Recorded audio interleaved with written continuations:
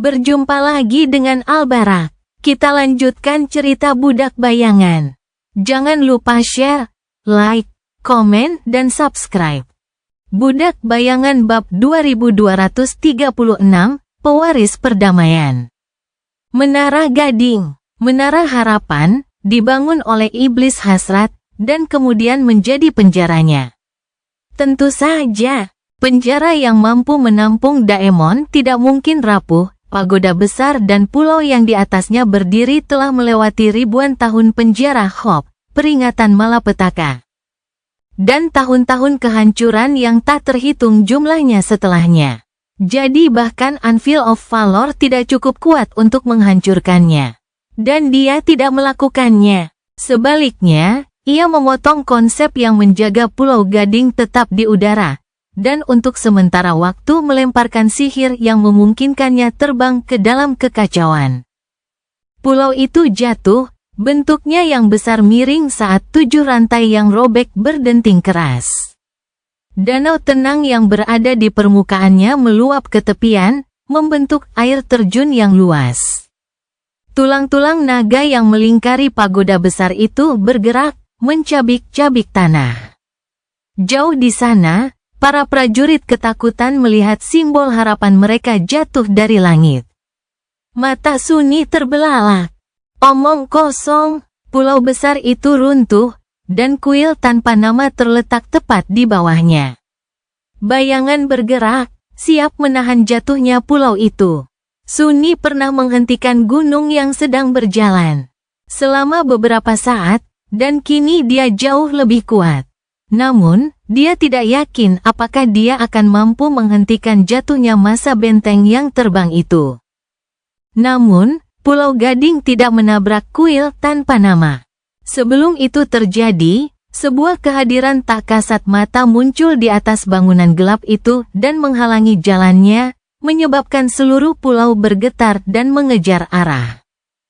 Pulau itu berbelok ke samping, miring, dan menghantam dataran tulang yang berjarak ratusan meter.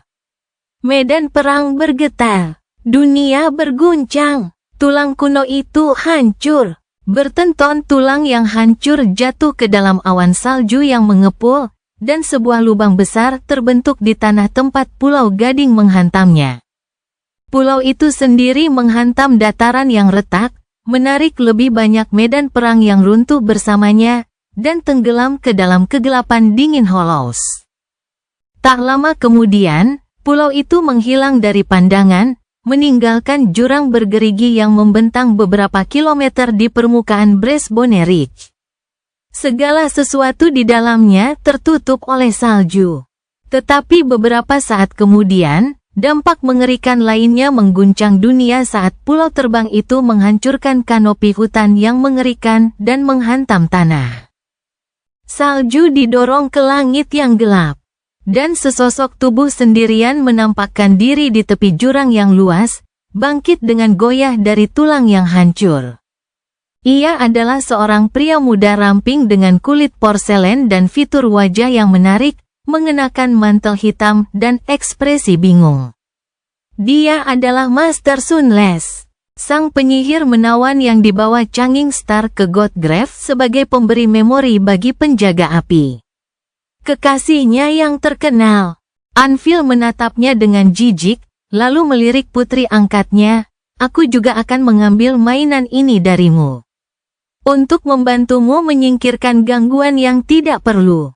Sebelum Nevis sempat bergerak, salah satu dari 7 pedangnya yang mengerikan melesat maju dengan kecepatan yang mengerikan. Pedang itu bergerak begitu cepat, dan dengan kekuatan yang menakutkan, sehingga ruang itu sendiri tampak terkoyak di sekitar bilahnya yang tajam dan mengerikan. Pedang itu mencapai korbannya dalam sekejap mata, siap untuk menusuk sang guru yang lembut dan mengubah tubuhnya menjadi awan kabut merah tua. Namun sebaliknya, sesuatu yang bahkan tidak dapat diduga oleh Raja Pedang terjadi, menyebabkan kedua penguasa terhenti. Penyihir yang kebingungan itu mengangkat lengannya dengan cara yang tampak tidak tergesa-gesa, dan menangkap bilah pedang mengerikan itu dengan tangan kosong. Salju di belakangnya meledak ke segala arah, terkoyak oleh gelombang kejut yang dahsyat, dan keliman mantelnya menari-nari di udara. Namun, pemuda itu sendiri bahkan tidak bergoyang, berdiri di sana tanpa bergerak seperti patung yang indah. Saat angin badai mereda, dia melihat pedang yang tersangkut di tangannya yang tampaknya lemah, dan wajah cantiknya tiba-tiba bersinar dengan senyuman tipis. Aduh! Saat dia mengencangkan genggamannya, retakan muncul pada bilah pedang yang mengerikan itu, lalu pecah menjadi ribuan percikan api merah. Mengambil langkah tenang ke depan, sang penyihir menawan melambaikan tangannya di udara di bawah tatapan cemas Anvil. Sepertinya mainannya memiliki kualitas yang jauh lebih baik daripada mainanmu, Raja Pedang, kalau boleh aku bilang begitu. Sambil berkata demikian, dia menyeringai tanpa malu. Sesaat kemudian, sesuatu yang lebih menakjubkan terjadi. Sang penguasa bayangan yang mengerikan, sang santo jahat yang kekuatannya yang gelap dan mengerikan hanya setara dengan misteri yang mengerikan dari identitas aslinya, tiba-tiba berubah menjadi bayangan cepat yang meluncur di permukaan tulang yang hancur dan dengan gembira melilit tubuh sang penyihir yang menawan. Tiba-tiba, dia tidak terlihat lemah lagi. Senyumnya yang menawan menghilang, digantikan oleh ekspresi yang gelap dan dingin. Yang mengatakan, saat ia melangkah maju, tubuhnya terbungkus baju zirah oniks yang mengerikan, dan topeng hitam mengerikan dari iblis yang menggeram menyembunyikan wajah tampannya. Aku sedikit marah sekarang. Sebuah odachi gelap tiba-tiba muncul di tangannya, dan dia mengarahkan ujungnya ke Anvil. Bagaimana kalau kita selesaikan dengan pedang, pewaris perang? Anvil terdiam sejenak, lalu melepaskan helmnya, sambil tersenyum puas. Sesuai keinginanmu, pewaris perdamaian. Sesaat kemudian, dia sudah sampai di Sunyi. Hampir di saat yang sama, golem daging raksasa itu menerjang ke arah Nevis. Kini setelah Pulau Gading menghilang di bawah tanah, penghancuran tidak lagi memperlambat mereka. Dan itu tidak lagi menghalangi legiun boneka mati dan badai pedang terbang. Medan perang, yang tadinya hening selama beberapa menit, kembali meledak dengan gerakan dan kekerasan. Namun sebelum boneka ratu dan pedang raja bisa menyerang Sunyi dan Nevis, sesuatu bergerak dalam kegelapan di balik gerbang terbuka kuil tanpa nama. Sesaat kemudian, serangkaian suara gemuruh yang mengerikan tiba-tiba menenggelamkan hamparan medan pertempuran yang retak. Kegelapan bergejolak, dan yang pertama dari kekejian besar yang telah dibuai mimpi buruk menerjang keluar dalam pusaran cakar dan taring yang mengerikan, diikuti oleh yang lain, dan yang lain lagi. Kawanan makhluk mimpi buruk yang mengerikan menghantam boneka-boneka itu, dan pesta pembantaian yang tidak seperti apapun yang pernah dilihat Sunyi tiba-tiba terjadi di permukaan dataran yang hancur. Budak Bayangan Bab 2237, Raja Pedang. Kawanan makhluk mimpi buruk besar lolos dari gerbang kuil tanpa nama bagaikan gelombang pasang yang mengerikan. Bentuk mereka yang mengerikan dan mengerikan tampak dalam kegelapan, dan kegelapan itu mekar dengan nyala api merah menyala dari mata-mata lapar yang tak terhitung jumlahnya. Serangkaian ratapan binatang yang mengerikan mengguncang dunia. Sesaat kemudian, taring yang tak terhitung jumlahnya menancap ke dalam daging yang mati dan cakar yang tak terhitung jumlahnya menghancurkan baja yang tersihir. Ada makhluk di antara para makhluk agung yang terbebas yang menyerupai binatang buas, dan ada yang menentang deskripsi.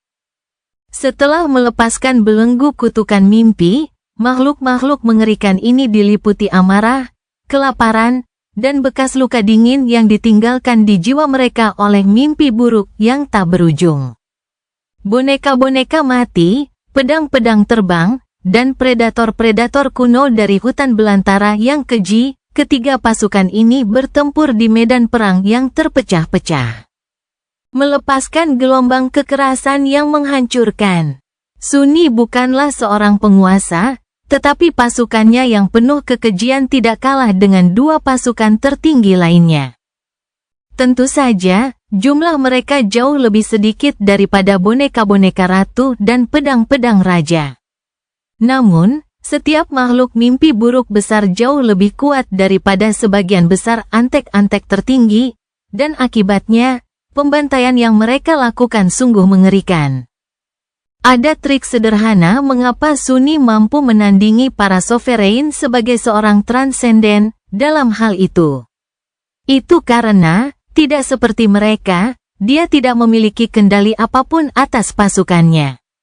Nihmah telah menghabiskan lebih dari setahun untuk perlahan-lahan menidurkan para makhluk agung, tetapi sekarang setelah mereka terbebas, Sunni sama sekali tidak memiliki kekuatan atas kawanan makhluk mengerikan yang mengerikan itu. Mereka sama-sama mungkin melahapnya seperti mereka adalah musuhnya. Jadi, sebaiknya ia menjauh dari monsternya sendiri. Mungkin akan lebih bijaksana jika tidak melepaskan sejumlah besar makhluk mimpi buruk besar di dekatnya, tetapi tidak ada cara untuk memasukkan jin ini kembali ke dalam botol. Bagaimanapun, dia telah melakukan apa yang harus dilakukan. Kekejian akan menghentikan lautan boneka dan badai pedang untuk beberapa waktu, setidaknya memberinya waktu dan nefis untuk berurusan dengan para penguasa secara langsung. Atau malah ditangani oleh para penguasa. Betapa mendebarkannya. Anvil sudah tinggal sepersekian detik lagi untuk menyerang Sunni dengan seluruh kekuatannya yang mengerikan. Namun, pada saat itu, anehnya, Sunni tidak merasa terguncang atau waspada. Sebaliknya, dia merasa penasaran. Bagaimana dia akan bertarung melawan seorang agung? Ini adalah pertama kalinya Sunni merasakan kekuatan sejatinya sebagai Titan. Tubuh aslinya dan mantel oniks yang membungkusnya diperkuat oleh ketujuh bayangannya, membuatnya merasa cukup kuat untuk menghancurkan seluruh gunung di bawah telapak tangannya. Kecepatannya, daya tahannya, ketahanannya, semua dirinya diberdayakan oleh pelukan bayangan, menjadi raksasa. Selain itu, ia juga diasuh oleh fragmen alam bayangan, yang semakin meningkatkan kekuatan fisiknya. Esensi mengalir ke dalam jiwanya seperti sungai, baik karena dikelilingi oleh bentuk paling murni dari elemen sumbernya maupun karena serpen yang berperang melawan hutan merah di bawahnya. Dan saat Sunni diberdayakan, Anvil ditekan. Apakah saya punya kesempatan? Saya bertanya-tanya. Serangan pertama datang lebih cepat dari kilat.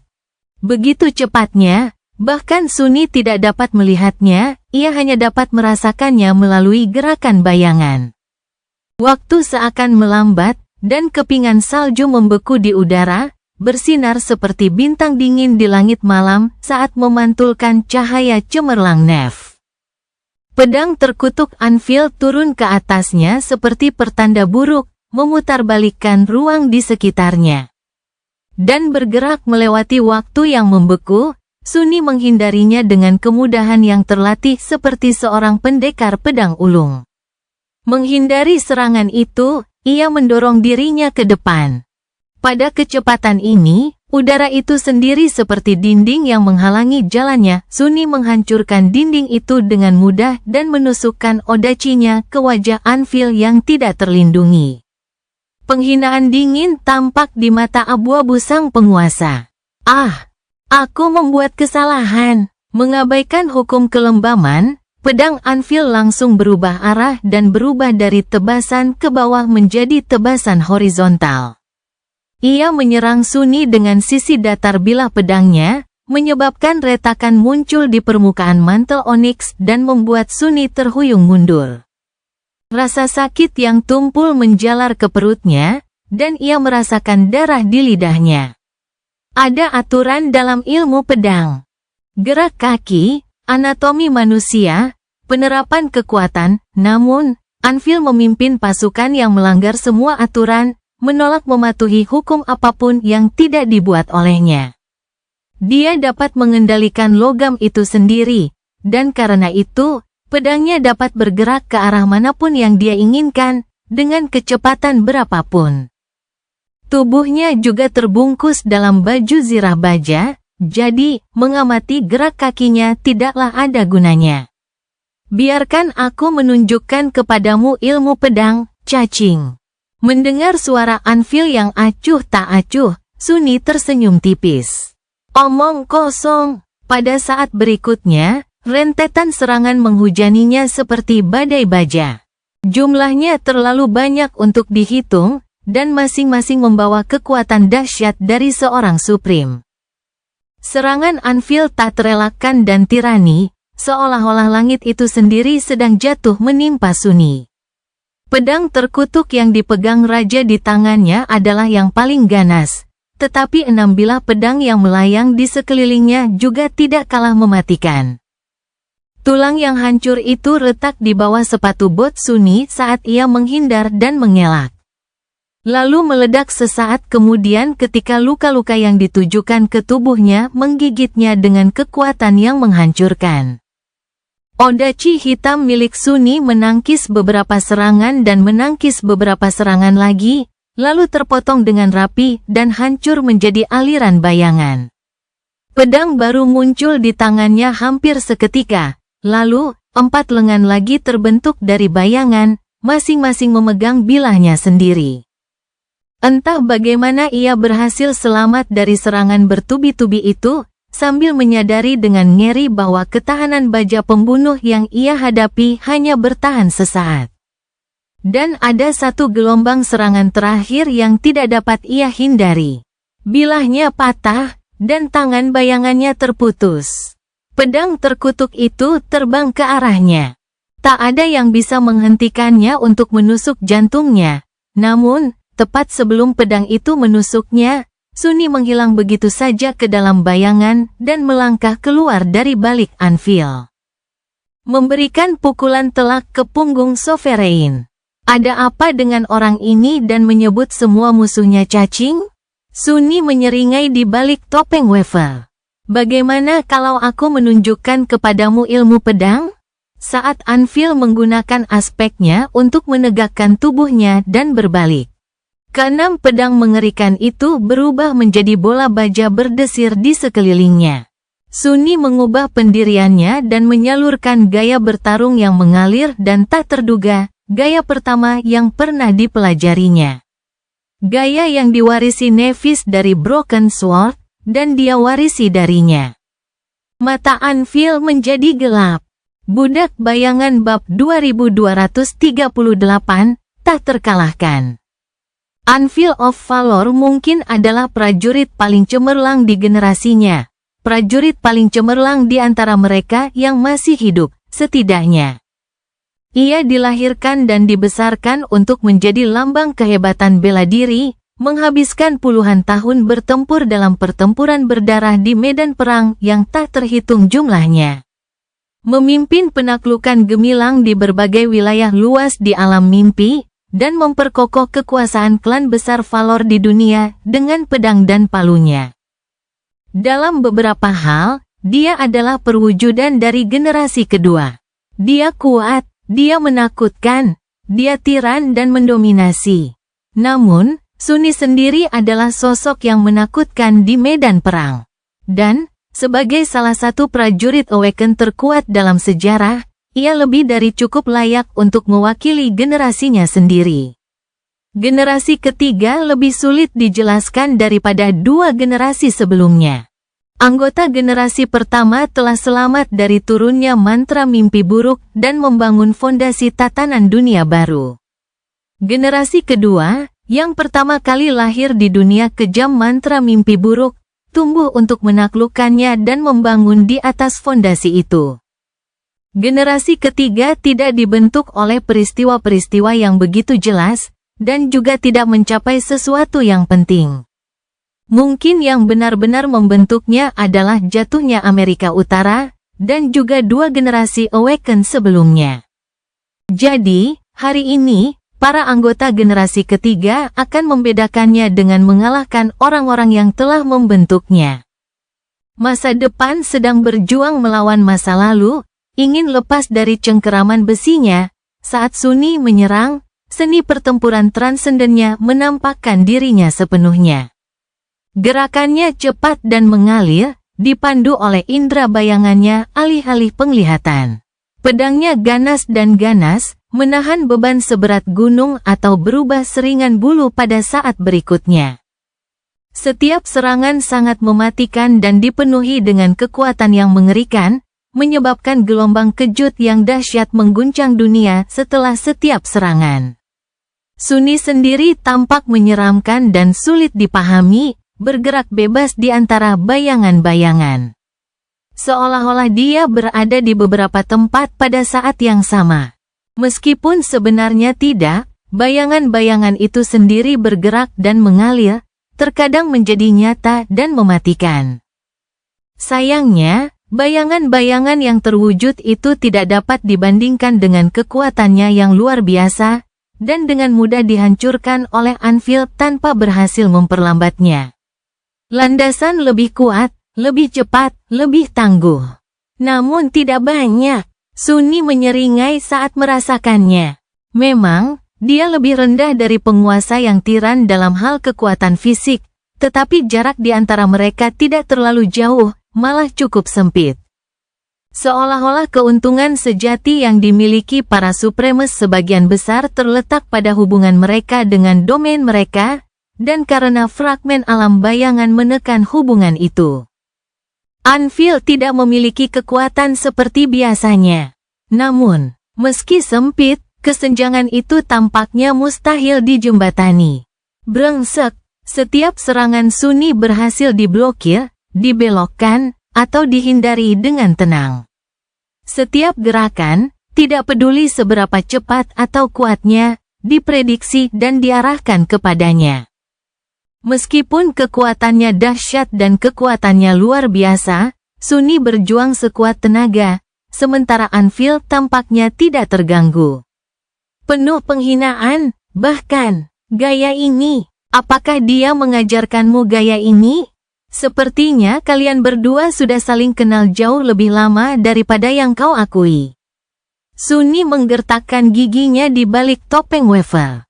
Dia bukan orang yang mengajariku, dan kami tidak saling kenal sama sekali. Anvil tersenyum dingin. Apapun, sambil menyingkirkan pedang Sunni, ia bergerak maju. Sunni lari ke dalam bayangan, tetapi saat ia berhasil lolos, tinju Anvil masih siap untuk menghantam dadanya. Pukulan yang mengerikan mengirimkan gelombang kejut yang mengalir melalui tubuh Sunni dan melemparkannya ke belakang. Pelindung dada mantel oniks retak. Hanya untuk memperbaiki dirinya sendiri beberapa saat kemudian, ditambah dengan 7 bayangan, sifat batu hidup dari karapasnya yang seperti batu telah tumbuh sangat kuat. Anvil menatap Sunni dengan muram, lalu menggelengkan kepalanya. Bukan logam, tapi juga bukan batu, senjata dunia bawah. Apa kau pikir itu akan menyelamatkanmu? Sunni menahan erangan, lalu mengangkat pedangnya untuk menyerang. Saya mungkin pernah punya pikiran seperti itu, ya? Anvil memiliki kemampuan untuk mengendalikan logam, dan kekuatan itu tidak terbatas pada pedang dan baju besinya sendiri. Ia juga dapat dengan mudah mengendalikan senjata musuh-musuhnya. Untungnya, baju besi Sunni terbuat dari bahan aneh yang lebih mirip batu daripada logam, sekaligus mewarisi sifat keduanya. Sementara itu, senjatanya terbuat dari bayangan. Nevis sama sekali tidak mengenakan baju zirah, dan berkat itu bagaikan bilah pedang yang ditempa dari api yang berkobar. Jadi, mereka berdua kebal terhadap kekuatan Anvil.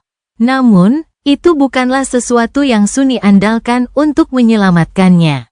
Itu hanyalah salah satu tindakan yang harus diambilnya untuk memberi dirinya kesempatan. Tapi mengapa dia begitu kuat? Itu tidak masuk akal. Saat Sunni menyerang dan Anvil bertahan, tanpa peduli, seolah-olah sedang menghibur diri, mereka bergerak melintasi medan perang yang hancur. Sunni menerjang maju untuk melancarkan serangan mematikan, tetapi Anvil hanya menghindar. Keduanya menabrak kerumunan boneka, dan didorong oleh momentum, Sunni menerjang mereka seperti binatang buas yang terbuat dari kegelapan murni. Tubuh boneka-boneka itu terlalu rapuh untuk melawan kekuatannya yang mengerikan. Saat ia menahan gerakan maju dan berputar pada bola kakinya, ia melihat awan kabut merah dan potongan-potongan kecil tubuh yang tercabik menyebar ke udara perlahan-lahan, seolah-olah tersuspensi dalam air. Bahkan sebelum tetes darah pertama menyentuh tanah, Sunni dan Anvil telah bertukar 100 pukulan lagi, bergerak menjauh seperti bencana yang bergulir.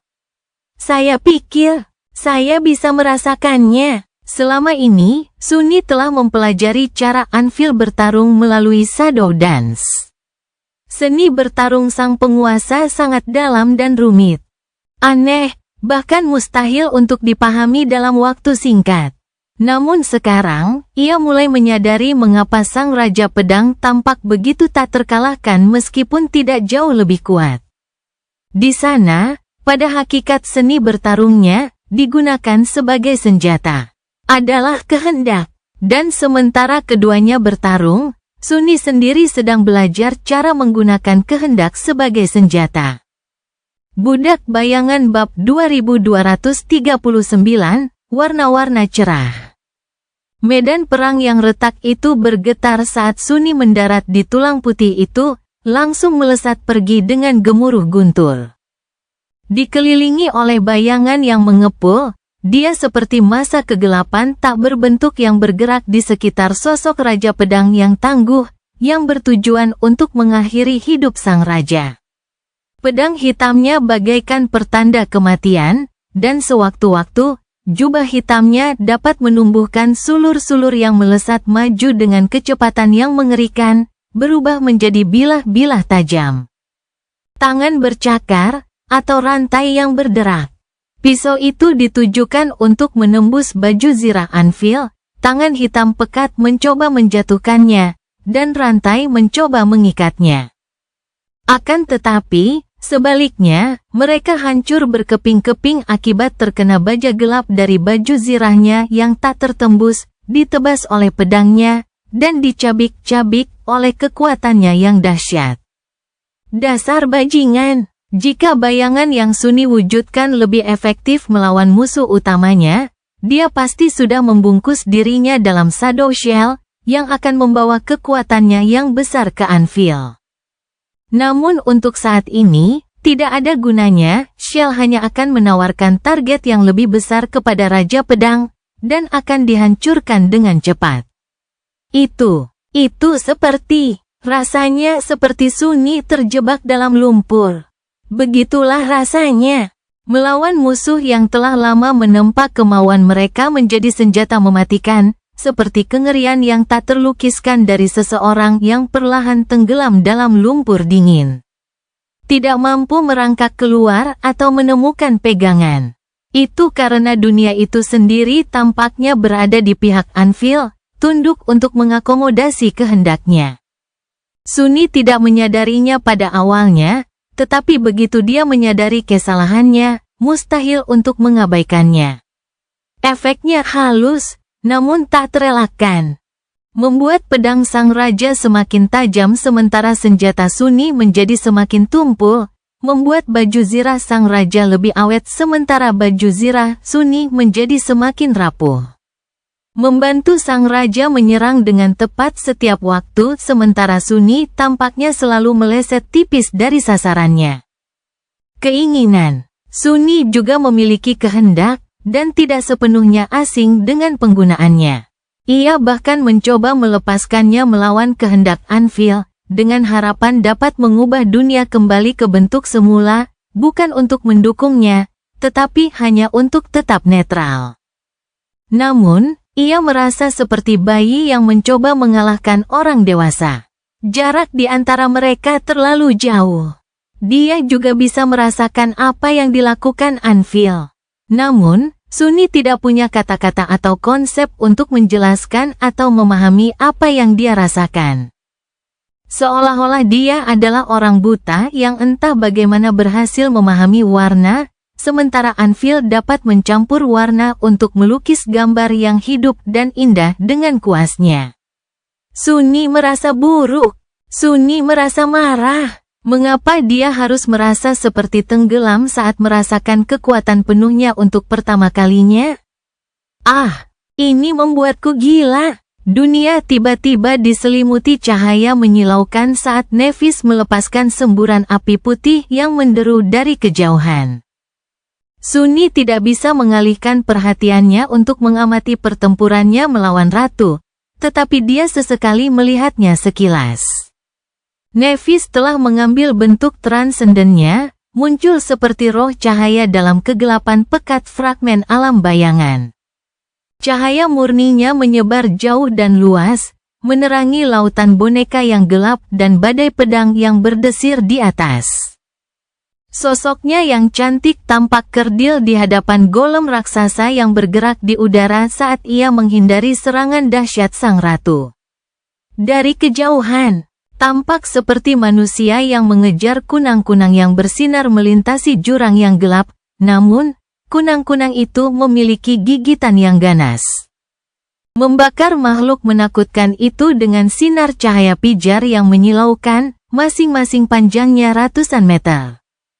Sinar pijar itu adalah nyala api jiwa yang disalurkan melalui berkat, dipadatkan dan dibentuk oleh bilahnya yang bersinar.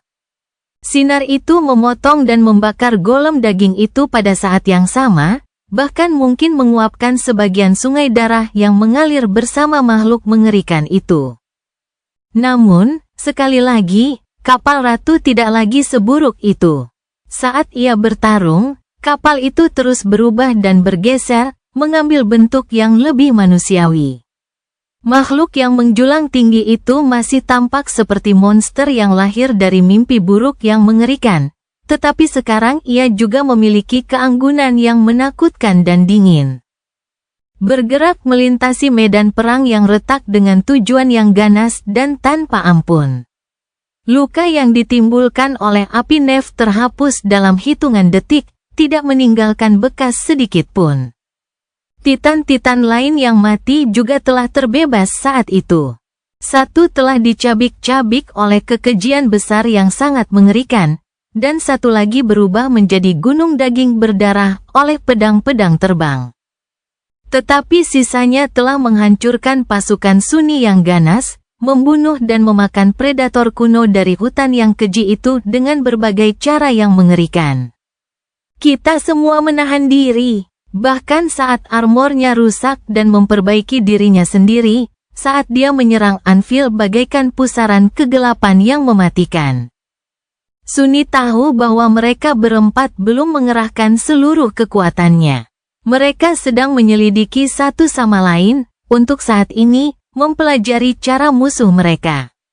Sunyi mendapat manfaat paling banyak dari pengenalan singkat ini, karena Shadow Dance memberinya wawasan unik tentang Anvil, tentang cara seorang sovereign bertarung. Siapakah seorang penguasa? Tapi itu tidak bertahan lebih lama lagi. Karena dia sudah bisa melihatnya. Anvil mulai bosan. Sekalipun hal itu melukai harga dirinya dan membuat bulu kuduknya merinding, Sunyi menyadari bahwa musuhnya hanya menoleransi pertempuran mereka dengan harapan mengalami sesuatu yang lucu. Namun harapannya perlahan hancur karena kurangnya tantangan yang diberikan Sunyi. Sungguh menyedihkan melihatnya. Jadi, apa gunanya menahan diri? Dataran tulang bergetar ketika kepala seekor ular besar tiba-tiba menampakkan dirinya di atas jurang yang luas. Pada saat yang sama ketika itu muncul, seekor kuda hitam tiba-tiba muncul dari balik bayangan di belakang Anvil, menggigit dengan taring adamantin. Sementara seorang kesatria anggun dengan baju besi oniks yang rumit melangkah keluar dari kegelapan di depannya, menghunus pedang hitamnya di kepalanya. Mengingat kekuatan Anvil atas logam, Sunyi mempercayakan Vian dengan tugas lain yang sama pentingnya, melindungi Rain dari hutan yang mengerikan. Namun, Sein dan Nigma sudah cukup untuk membuat Anvil berhenti sejenak. Dan jeda itu cukup bagi Serpen untuk berubah menjadi Odachi hitam, mendarat di tangan Sunny sesaat kemudian. Dia belajar menggunakan kehendak dari Anvil. Namun itu tidak berarti dia tidak bisa berbuat curang. Slaying Blade uraian kemampuan, saat dalam bentuk senjata jiwa, ular jiwa mewujudkan aspek kematian dari Dewa Bayangan. Karena itu, ia mengabaikan keinginan makhluk yang lebih besar. Saat bayangannya menahan sang penguasa di tempatnya, Sunny melangkah maju dan mengayunkan Odachi-nya ke bawah. Kekuatan serangannya menyebabkan udara terbelah dalam retakan yang menjulang tinggi. Budak Bayangan Bab 2240, Pedang Sempurna. Pedang Sunny membelah udara, menciptakan bilah angin setinggi puluhan meter. Pedang itu menghantam permukaan tulang yang lapuk dengan suara gemuruh, menyebabkan awan puing beterbangan ke atas. Namun, bilah angin itu hanyalah efek samping dari Odachi hitam yang jatuh ke Anvil. Tertahan di tempatnya oleh Nigma dan Sein, dia tidak punya tempat untuk melarikan diri. 2 dari 7 pedangnya juga memantul dari perisai Sein, menciptakan celah di bola baja yang berdesir. Pedang Sunny menancap ke celah itu, dan sesaat, ia membiarkan dirinya percaya bahwa pedang itu akan menjatuhkan seorang sovereign. Tidak juga. Diajarkan oleh pengalaman pahit yang tak terhitung jumlahnya, Sunny tahu bahwa kemenangan tidak pernah datang semudah ini. Dan memang, melawan semua alasan, Anvil berhasil bertahan hidup. Di saat-saat terakhir, dia menepis Nigma, membuat Sein terhuyung mundur, dan membalikkan tubuhnya. Akibatnya, Odachi hitam gagal mengakhiri hidupnya. Namun, itu menggigit pelindung dadanya. Armor gelap Anvil sebelumnya tampak tak tertembus, tetapi kali ini, armor itu benar-benar berhasil ditembus.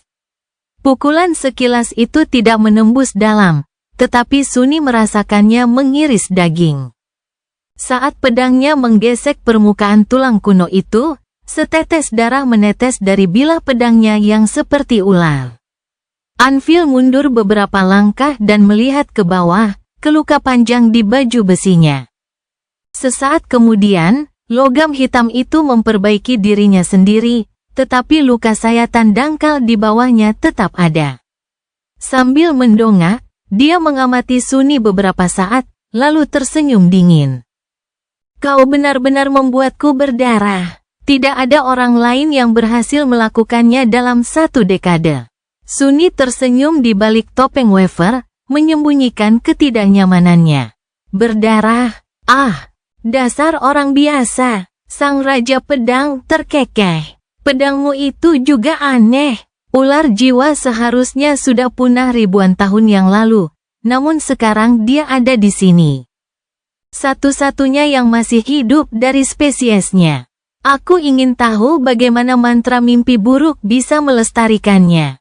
Sunny, Sein, dan Nigma mengepung Anvil dari 3 sisi, tetapi dia tidak tampak khawatir. Sebaliknya, dia tampak hampir gembira. Kau tidak mengecewakan seperti yang kukira. Suaranya yang dingin kemudian berubah lebih gelap, membuat bulu kuduk Sunny merinding. Meskipun begitu, kamu tetap harus mati. Sunny tersenyum muram. Oh, kenapa? Tolong beritahu aku. Melepaskan 4 dari 7 pedangnya sehingga hanya tersisa 3, Anvil terdiam beberapa saat, lalu berkata dengan tenang, karena kau adalah ancaman bagi mahakaryaku yang terhebat, tentu saja. Dengan itu, ada sesuatu yang berubah secara halus pada dunia. Pada saat berikutnya, Sunny terkesiap. 2 pedang Anvil melesat ke Sein dan Nigma, sementara Sovereign sendiri tiba-tiba berada di dekat Sunny. Pedang terkutuknya melesat, melewati Odachi hitam, dan menembus onyx mantel. Rasa sakit tiba-tiba menjalar ke lengan kanan Sunny. Anvil menghindari serangan baliknya dengan mudah dan menatapnya dengan dingin. Aku menghabiskan waktu puluhan tahun untuk menempa pedang itu, kau tahu. Sunni menyelam ke dalam bayangan, tetapi pedang Anvil juga menjangkaunya dalam pelukan gelap mereka, memberinya gelombang rasa sakit yang menyilaukan. Berguling keluar dari bayangan, Sunni terhuyung berdiri dan mengangkat odachinya dalam upaya putus asa untuk mempertahankan diri. Bajingan gila! Kau tidak sedang membicarakan Nevis, kan? Sudut mulut Anvil bergerak sedikit. Siapa lagi? Harus kuakui, aku terlambat menyadari potensinya. Tetapi setelah dia kembali dari mimpi buruk kedua dalam keadaan hidup, aku melihatnya dengan jelas. Itu seperti sebuah wahyu. Semuanya berjalan sesuai rencana, dan aku tahu apa yang telah kutunggu selama bertahun-tahun ini. Sunni tiba-tiba diliputi hasrat yang tak terpuaskan untuk mencabik-cabik lelaki itu. Sebelumnya, ia hanya ingin membunuh Anvil, tetapi sekarang, ia ingin membunuhnya secara perlahan, dan dengan naluri, dengan tangan kosong. Namun Anvil tidak memberi Sunni kesempatan untuk menikmati kemarahan itu, menghantam serpen ke samping dan meninggalkan luka dalam di bahu kirinya. Pedang terkutuk itu menggores tulang, membuat Sunni menggeram kesakitan. Kalau dipikir-pikir lagi, akulah yang telah menempanya menjadi pedang tanpa celah seperti sekarang. Dari seorang gadis kecil yang tersesat menjadi bintang cemerlang seperti sekarang, akulah yang telah membentuknya, menajamkannya, membimbingnya. Akulah yang telah menempa Changing Star menjadi seperti sekarang ini. Sunni terlalu terkejut untuk mencerna setiap kata yang diucapkan Anvil, jadi dia hanya mencoba menghentikan pukulan berikutnya. Namun, Anvil hanya menghancurkan baloknya, meninggalkan luka dalam di paha kanannya. Dan sekarang, akhirnya, pedang sempurna yang kutempa hampir selesai. Hanya saja kau, makhluk menjijikkan, menodai bilahnya. Tapi tidak apa-apa. Noda kecil dapat dengan mudah dihilangkan. Sunni menjerit tertahan saat bilah Anvil menggigit sisi tubuhnya. Dan pada saat yang sama, dia menyadari sesuatu yang penting. Dia benar-benar gila. Raja Pedang selalu pendiam dan pendiam, jadi sulit untuk melihatnya. Namun, kepribadiannya yang keras dan dingin melampaui keanehan sederhana. Apa yang tersembunyi di baliknya adalah kegilaan yang sesungguhnya. Sunni tidak tahu apakah itu hasil dari menjadi supreme atau sekadar cacat mental Anvil sendiri, tetapi musuhnya jauh dari kewarasan. Sunni juga memahami hal lain, Anvil benar-benar tidak peduli dengan apapun, termasuk memenangkan pertempuran ini. Yang ia pedulikan hanyalah menciptakan pedang yang sempurna. Atau makhluk sempurna yang tampaknya tidak berbeda dengan pedang. Jadi, dengan cara yang menyimpang, dia bahkan berharap untuk kalah. Karena setelah gagal menempa anak-anaknya sendiri menjadi senjata yang sempurna, dia terpaku pada Nevis, putri senyum surga, sebagai harapan terbaik dan terakhirnya untuk menciptakan pedang yang sempurna. Dia telah mengatakan bahwa Nevis hampir lengkap. Yang berarti dia belum membuktikan dirinya sempurna, ada satu tindakan terakhir yang harus dia lakukan untuk mencapai kesempurnaan, dalam pikirannya yang bengkok. Tindakan membunuhnya, tidak diragukan lagi. Dia benar-benar gila dan ingin bunuh diri. Dan semua itu adalah hasil dari cacat Anvil yang melemahkan. Sebuah kesimpulan yang mengerikan, tetapi masuk akal dari usahanya yang kejam untuk menyingkirkan semua keterikatan. Banyak hal yang sebelumnya tampak aneh tiba-tiba menjadi masuk akal. Sunni mengerang dalam hati. Itu bagus, tapi, sayangnya, Sunni sendiri tidak menjadi bagian dari rencana Anvil untuk memberi Nevis satu ujian terakhir yang mematikan, apakah dia bisa membuktikan dirinya layak dan bertahan hidup atau tidak. Bahkan, sejauh menyangkut Raja Pedang, Sunni menghalangi jalannya. Merusak keindahan murni dari bilah yang nyaris tanpa cacat itu dengan kehadirannya yang keji. Jadi, Sunyi harus dibersihkan. Sambil terhuyung mundur, dia memaksakan senyum pucat. Yang mulia, Raja Anvil. Saya ingin mengatakan sesuatu. Anda jelas-jelas bukan orang gila. Cerita bersambung. Jangan lupa share, like, komen, dan subscribe. Agar tidak ketinggalan cerita selanjutnya.